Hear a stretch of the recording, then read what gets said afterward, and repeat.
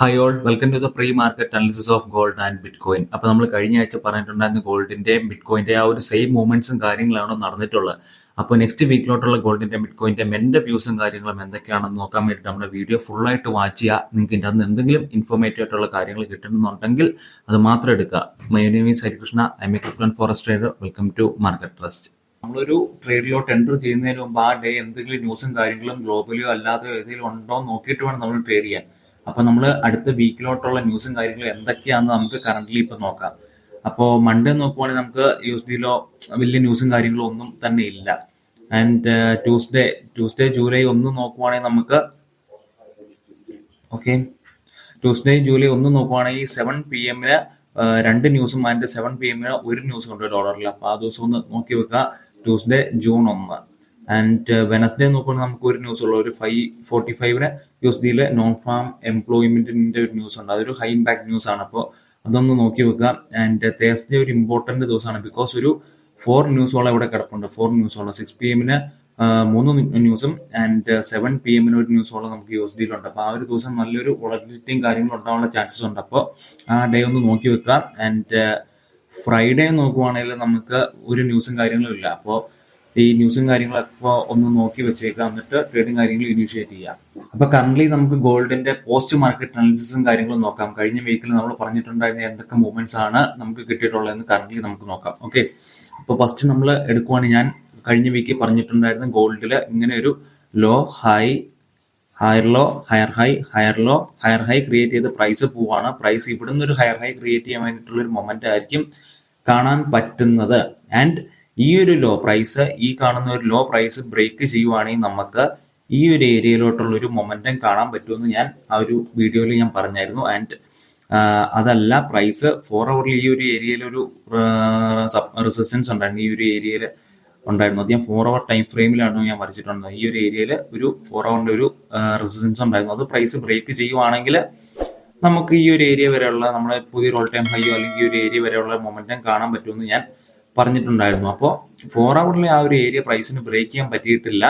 And currently price ഒരു lower high create ചെയ്ത് price താഴ്ത്തോട്ട് വന്നുകൊണ്ടിരിക്കുകയാണ്. ഞാൻ കഴിഞ്ഞ ആഴ്ച പറഞ്ഞിട്ടുണ്ടായിരുന്ന ഈ ഒരു സപ്പോർട്ട് ഏരിയയിലോട്ട് ഏകദേശം 3247 മുതൽ 3230 വരെയാണ് ഈ ഒരു സപ്പോർട്ട് ഏരിയ വരുന്നത്.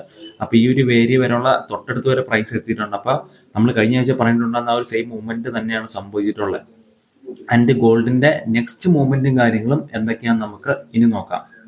ഓക്കെ, അപ്പൊ ഗോൾഡിൽ ഞാൻ കഴിഞ്ഞ ആഴ്ച പറഞ്ഞിട്ടുണ്ടായിരുന്ന ആ ഒരു ഏരിയയിലോട്ട് വരെ പ്രൈസ് എത്തിയിട്ടുണ്ട്. ആൻഡ് ഇനി നമുക്ക് എക്സ്പെക്ട് ചെയ്യാൻ പറ്റുന്ന ഒരു മൂവ്മെന്റ് എന്ന് പറഞ്ഞു കഴിഞ്ഞാൽ പ്രൈസ് ഈ ഒരു ഏരിയ, ഈ ഒരു സപ്പോർട്ട് ഏരിയയിൽ നിന്ന് വീണ്ടും സപ്പോർട്ട് എടുക്കുവാണെങ്കിൽ പ്രൈസ് വീണ്ടും ഒരു ഓൾ ടൈം ഹൈ നമുക്ക് എക്സ്പെക്ട് ചെയ്യാൻ പറ്റും. അതല്ല, പ്രൈസ് ഈ ഒരു സപ്പോർട്ട് ഏരിയ പ്രൈസ് ബ്രേക്ക് ചെയ്യുവാണെങ്കിൽ വീണ്ടും ഒരു ഡൗൺ മൂവ്മെന്റ് എക്സ്പെക്ട് ചെയ്യാൻ പറ്റും. ഓക്കെ, പ്രൈസ് ഇവിടുന്ന് ഒരു സപ്പോർട്ട് ഏരിയ സപ്പോർട്ട് എടുക്കുവാണെങ്കിൽ വീണ്ടും ഒരു ഓൾ ടൈം ഹൈ എക്സ്പെക്ട് ചെയ്യാൻ പറ്റും. അതല്ല, ഇവിടുന്ന് പ്രൈസ് ബ്രേക്ക് ചെയ്ത് താഴോട്ട് പോവുകയാണെങ്കിൽ നമുക്ക് വീണ്ടും ഒരു താഴോട്ടുള്ള നല്ലൊരു ഡൗൺ മൂവ്മെന്റ് എക്സ്പെക്ട് ചെയ്യാൻ പറ്റും. അത് ഞാൻ എക്സ്പെക്ട് ചെയ്യുന്ന ഒരു ഏരിയ എന്ന് പറയുന്നത് ഈ ഒരു ഏരിയ വരെയുള്ള ഒരു മൊമെന്റ് ആയിരിക്കും ഞാൻ എക്സ്പെക്ട് ചെയ്യുന്നത്. ഈ ഒരു ഏരിയ വരെയുള്ള ഒരു മൊമെന്റം ഓൾമോസ്റ്റ് ഒരു 3157 മുതൽ 3133 ആ ഒരു റേഞ്ച് വരെയുള്ള ഒരു മൊമെന്റ് ആയിരിക്കും വീണ്ടും ഞാൻ എക്സ്പെക്ട് ചെയ്യുന്ന ഈ ഒരു ഏരിയ പ്രൈസ് ബ്രേക്ക് ചെയ്ത് താഴോട്ട് പോവുകയാണെങ്കിൽ. ഓക്കെ, അപ്പൊ ഇതാണ് എന്റെ ഡെയിലി ടൈം ഫ്രെയിമിലുള്ള അനാലിസിസും കാര്യങ്ങളും. മാറ്റിയിട്ട് നമുക്കൊരു 4 ഹവർ ടൈം ഫ്രെയിമിലെ അനാലിസിസിലോട്ട് വരുവാണെങ്കിൽ പ്രൈസ് നമുക്ക് ഇവിടെ ഒരു ഡൗൺ ട്രെൻഡ് കാണാൻ പറ്റും. നോക്കുവാണെങ്കിൽ ഇവിടെ ഒരു high low lower high lower low lower high lower low വീണ്ടും ഒരു ലോവർ ഹൈ അല്ലെങ്കിൽ ഒരു ലോവർ ലോ ക്രിയേറ്റ് ചെയ്യാൻ വേണ്ടിയിട്ടുള്ള ഒരു മൊമെന്റ് ആയിരിക്കും നമുക്ക് എക്സ്പെക്ട് ചെയ്യാൻ പറ്റുന്നത്. അതല്ല, പ്രൈസ് ഇവിടുന്ന് സപ്പോർട്ട് എടുത്ത് ഈ ഒരു ഹൈ പ്രൈസ്, ഈ ഒരു ലോവർ ഹൈ പ്രൈസ് ബ്രേക്ക് ചെയ്യുവാണെങ്കിൽ വീണ്ടും നമുക്കൊരു ഓൾ ടൈം ഹൈലോട്ടുള്ളൊരു മൊമെന്റ് എക്സ്പെക്ട് ചെയ്യാം.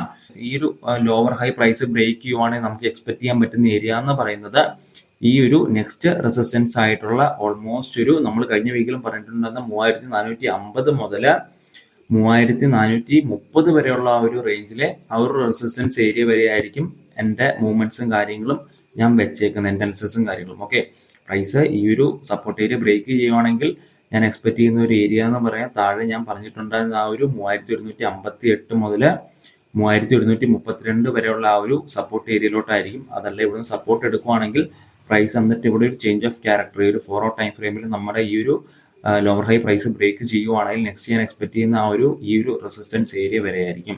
അപ്പൊ ഇതാണ് എൻ്റെ നെക്സ്റ്റ് വീക്കിലോട്ടുള്ള ഗോൾഡിന്റെ വ്യൂസും കാര്യങ്ങളും എൻ്റെ അനാലിസിസും കാര്യങ്ങളും. ഓക്കെ ഓക്കെ അപ്പൊ നമുക്ക് ബിറ്റ് കോയിന്റെ നമ്മുടെ പോസ്റ്റ് മാർക്കറ്റ് അനാലിസിസും കാര്യങ്ങളും നോക്കാം. കഴിഞ്ഞ വീക്കിൽ നമ്മൾ പറഞ്ഞിട്ടുണ്ടായിരുന്ന ഏതൊക്കെ മൂവ്മെന്റ്സും കാര്യങ്ങളാണ് കറന്റ് നടന്നിട്ടുള്ളത് ആൻഡ് നെക്സ്റ്റ് മൂവ്മെന്റ്സും കാര്യങ്ങളും എന്തൊക്കെയാണെന്ന് നമുക്ക് പറയാം. ഓക്കെ അപ്പൊ കഴിഞ്ഞ വീക്കിൽ നമ്മൾ പറഞ്ഞിട്ടുണ്ടായിരുന്നതെന്ന് പറഞ്ഞു കഴിഞ്ഞാൽ ഈ ഒരു സപ്പോർട്ട് ഏരിയ ഓൾമോസ്റ്റ് ഒരു 1,03,420 മുതൽ 1,02,700 എന്ന് പറയുന്ന ഈ ഒരു സപ്പോർട്ട് ഏരിയയിലാണ് പ്രൈസ് കറന്റ് വന്ന് നിന്നത് നമ്മൾ കഴിഞ്ഞ വീക്കിൽ നമ്മൾ വീഡിയോ ഇട്ടപ്പോൾ. ഓക്കെ ആൻഡ് ഞാൻ എക്സ്പെക്ട് ചെയ്തതെന്ന് അന്ന് പറഞ്ഞു കഴിഞ്ഞാല് ഈ ഒരു ലോയിലുള്ള liquidities full price take out ചെയ്തതിനു ശേഷം പ്രൈസ് വീണ്ടും ഒരു അപ്സൈഡിലോട്ടുള്ള മൊമെന്റ് ആയിരിക്കും നമുക്ക് കാണാൻ പറ്റുന്നത്. മോസ്റ്റ്ലി അതൊരു ഫേക്ക് ഔട്ട് ആവാനുള്ള ഒരു സാധ്യതയായിരുന്നു എന്നാണ് ഞാൻ കഴിഞ്ഞ വീക്കിൽ ഞാൻ പറഞ്ഞിട്ടുണ്ടായിരുന്നത്. അപ്പൊ നമ്മൾ പറഞ്ഞ പോലെ തന്നെ ഒരു മൂവ്മെന്റ് ആണ് ഇവിടെ നടന്നിട്ടുണ്ടായിരുന്നത്. ഈ ഒരു ലോയിലെ ലിക്വിഡിറ്റീസും കാര്യങ്ങളും പ്രൈസ് എടുത്തതിന് ശേഷം പ്രൈസ് വീണ്ടും ഒരു അപ്സൈഡിലോട്ടുള്ള ഒരു മൊമെന്റം തന്നു. ആൻഡ് കാരണം പ്രൈസ് ഇവിടെ ഒരുപാട് തവണ ഇവിടെ പ്രൈസ് വന്ന് വീണ്ടും അപ്സൈഡിലോട്ട് പോയിട്ടുണ്ട്. ഇവിടെ കാണിച്ചു തരാം. ഓൾമോസ്റ്റ് ഇവിടെ 1, ഇവിടെ 1, ഇവിടെ 2, ഇവിടെ 3, ഈ ഒരു ലോയിൽ നിന്നൊക്കെ ആൾക്കാർ ബൈ ചെയ്യുക. അപ്പൊ ആ ബൈ ചെയ്യുന്നവരുടെ സ്റ്റോപ്പ് ലോസ് എല്ലാം ആ ഒരു ഏരിയയുടെ താഴെ ആയിരിക്കും വെക്കുന്നത്. അപ്പൊ ആ ഒരു ലോ എന്ന് പറയുന്നത് നല്ലൊരു ലിക്വിഡിറ്റി ഉള്ള ഏരിയയാണ്. അപ്പൊ ആ ഒരു ഏരിയയിലോട്ട് പ്രൈസ് വരുമ്പോൾ എന്താണ് സംഭവിക്കണേ? വീണ്ടും ഒരു അപ്സൈഡിലോട്ടുള്ള മൊമെന്റം കാണാൻ പറ്റും. ആ ഒരു ലിക്വിഡിറ്റി ഫുള്ള് എടുത്തിട്ട് market always following the liquidity. അപ്പൊ ലിക്വിഡിറ്റിനെ ബേസ് ചെയ്തുകൊണ്ടായിരിക്കും മാർക്കറ്റ് ഫുള്ള് മൂവ് ചെയ്തുകൊണ്ടിരിക്കുന്നത്. അപ്പൊ ഈ ഒരു ലോയിൽ നിന്നൊക്കെ മേടിച്ചോരോ ലിക്വിഡിറ്റി എന്ന് പറഞ്ഞു കഴിഞ്ഞാൽ എന്താണ്? ഈ ഒരു ഏരിയയുടെ താഴെയാണ്. അതെല്ലാം ഒരു സ്റ്റോപ്പ് ലോസോ ആയിട്ടുള്ള അല്ലെങ്കിൽ ഒരു ലിമിറ്റ് ഓർഡർ ആയിട്ടുള്ള പെൻഡിങ് ആയിട്ടുള്ള ലിക്വിഡിറ്റീസും കാര്യങ്ങളുമാണ്. അപ്പൊ ആ ഒരു ലിക്വിഡിറ്റി എല്ലാം പ്രൈസ് ഒന്ന് എടുത്തതിനു ശേഷം അപ്സൈഡിലോട്ട് മൂവ് ചെയ്യാനുള്ള ചാൻസസ് വളരെ കൂടുതലാണ്. അപ്പൊ കഴിഞ്ഞ വീക്കിൽ നമ്മൾ പറഞ്ഞിട്ടുണ്ടായിരുന്ന ഈ ഒരു സെയിം മൂവ്മെന്റ് തന്നെയാണ്. ഈ ഒരു ലോയിൽ നിന്നുള്ള ലിക്വിഡിറ്റിയും കാര്യങ്ങളും എല്ലാം പ്രൈസ് എടുത്തതിന് ശേഷം നമുക്കൊരു ഫേക്ക് ഔട്ട് തന്ന പ്രൈസ് വീണ്ടും ഒരു അപ്സൈഡിലോട്ട് കാണാൻ പറ്റും എന്നാണ് പറഞ്ഞിട്ടുണ്ടായിരുന്നത്. അപ്പൊ ആ ഒരു സെയിം മൂവ്മെന്റും കാര്യങ്ങളാണ് നടന്നിട്ടുള്ളത്. നമ്മുടെ support area price just fake out ചെയ്തതിനു ശേഷം വീണ്ടും അപ്സൈഡിലോട്ട് പോയി. ആൻഡ് ഇപ്പൊ നല്ലൊരു സപ്പോർട്ട് ഏരിയ ആയിട്ട് തന്നെ അവിടെ പ്രൈസ് കണ്ടിന്യൂ ചെയ്യുന്നുണ്ട്. ഓൾമോസ്റ്റ് ഒരു 1,03,420 മുതൽ 1,02,700 എന്ന് പറഞ്ഞ ഒരു റേഞ്ച് ആണ് ഈ ഒരു സപ്പോർട്ട് ഏരിയ, നല്ലൊരു സപ്പോർട്ട് ഏരിയ ആയിട്ട് ആക്ട് ചെയ്യുന്നത്.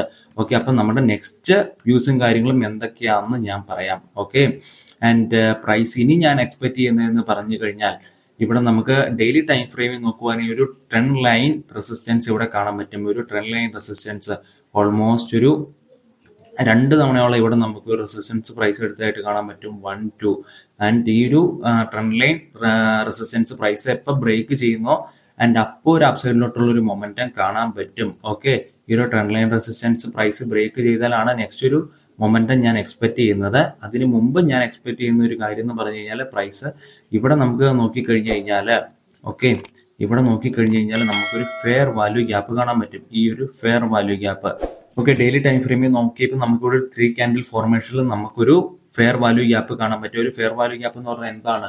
പ്രൈസ് കണ്ടിന്യൂസ്ലി അപ്സൈഡ് ആയിട്ട് പ്രൈസിനെ പുഷ് ചെയ്ത് അപ്സൈഡിലോട്ട് പോവാം. അപ്പൊ അവിടെ ഒരുപാട് ലിക്വിഡിറ്റീസും കാര്യങ്ങളും ഫോം ആവുന്നതുകൊണ്ട് ഉണ്ടാവുന്ന ഒരു ഫെയർ വാല്യൂ ഗ്യാപ്പാണ് ഈ ഒരു ഗ്യാപ്പ്. ആ ഒരു ഗ്യാപ്പിൽ ഒരുപാട് ലിക്വിഡിറ്റീസും കാര്യങ്ങളും ഉണ്ട്. ആൻഡ് ഇവിടെ പ്രൈസ് നോക്കുവാണെങ്കിൽ നമുക്ക് വേറൊരു കാര്യം കൂടെ കാണാൻ പറ്റും. ഈ ഒരു ഞാൻ പറഞ്ഞിട്ടുണ്ടായിരുന്ന ഒരു ലിക്വിഡിറ്റിയും കാര്യങ്ങളും പ്രൈസ് എടുത്തതിന് ശേഷം നല്ലൊരു മൊമെന്റം കണ്ടു. ഇവിടെ നല്ല പ്രൈസ് ചെയ്ത് നോക്കുവാണെങ്കിൽ നല്ല രീതിയിലുള്ള ഒരു മൊമെന്റം കാണാൻ പറ്റുന്നുണ്ട്. ആൻഡ് കറന്റ്ലി ഇപ്പൊ നടക്കുന്നത് എന്താണ്? ഇവിടെ നോക്കുവാണെങ്കിൽ ഒരു ചെറിയൊരു ക്യാൻഡിൽ ആൻഡ് ഇവിടെ ഒരു ക്യാൻഡിൽ ചേർത്ത് ആൻഡ് പ്രൈസിന് ഒരു അപ്സൈഡിലോട്ട് പോകാനുള്ള ഒരു മൊമെന്റം കുറഞ്ഞു വരിക. ബയേഴ്സ് പുഷ് ചെയ്യുന്ന കുറവാ ആൻഡ് സെല്ലേഴ്സ് ഇവിടെ ആക്റ്റീവായിട്ടില്ല. സെല്ലേഴ്സ് ഇവിടെ ആക്റ്റീവായിട്ട് സെല് ചെയ്യുന്നില്ല. ബയേഴ്സും ഒരുപാട് പുഷ് ചെയ്യുന്നില്ല. ആൻഡ് ഇവിടുത്തെ വോളിയം നോക്കുവാണെങ്കിൽ ഇവിടുന്ന് നല്ലൊരു വോളിയം ഉണ്ടായിരുന്നു. ആൻഡ് ഇവിടുന്ന് താഴോട്ടുള്ള ഒരു വോളിയാണ് കാണുന്നത്.